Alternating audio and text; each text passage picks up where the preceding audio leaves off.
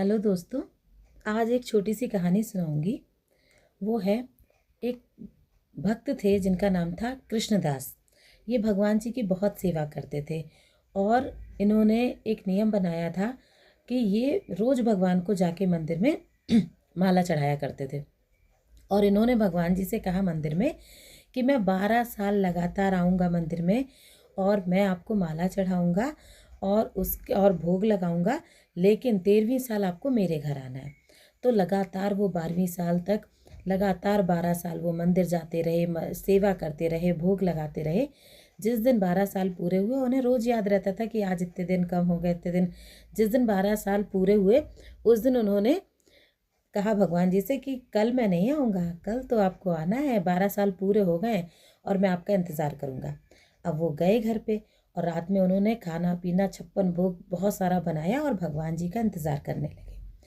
सुबह से इंतज़ार करते करते शाम हो गई, शाम से रात हो गई। उन्हें इतना दुख हुआ, इतना गुस्सा आया कि उन्होंने सारा प्रसाद जितना भी बनाया था सारा भरा एक थैले में और ले गए।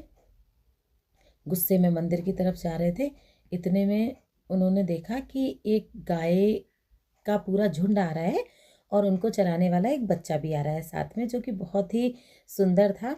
तो जैसे ही उन्होंने देखा उसको, तो वो बच्चा कहने लगा कि आप कहाँ जा रहे हैं।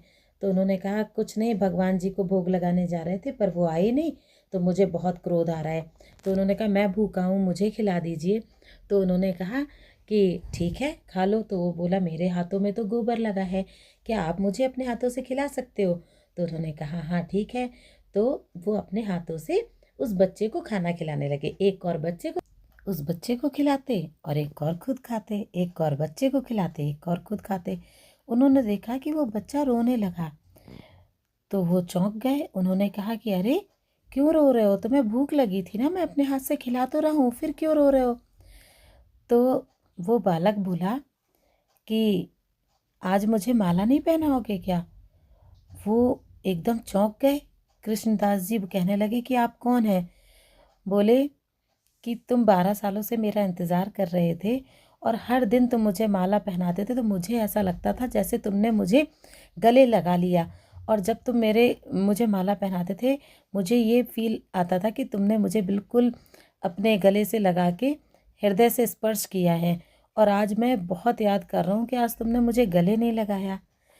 तो इस कहानी से ये शिक्षा मिलती है कि अगर हमारे जीवन में किसी भी चीज़ के लिए कोई अच्छा काम नहीं हो रहा है, तो इसका मतलब है कि उसका सही समय नहीं आया है।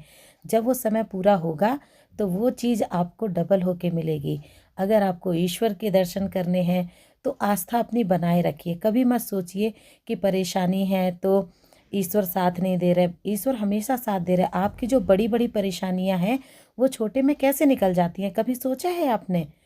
और कभी भी अगर किसी को नौकरी लगनी है, किसी के घर में कोई समस्या है, उसका निवारण होता है, लेकिन विधि का विधान है कि जब सही समय आएगा तभी होगा। तो इसलिए कभी मत घबराएं और हमेशा अडिग रहें, ईश्वर पे विश्वास रखें। समय आने पर वो आपके परिश्रम का फल अवश्य देंगे।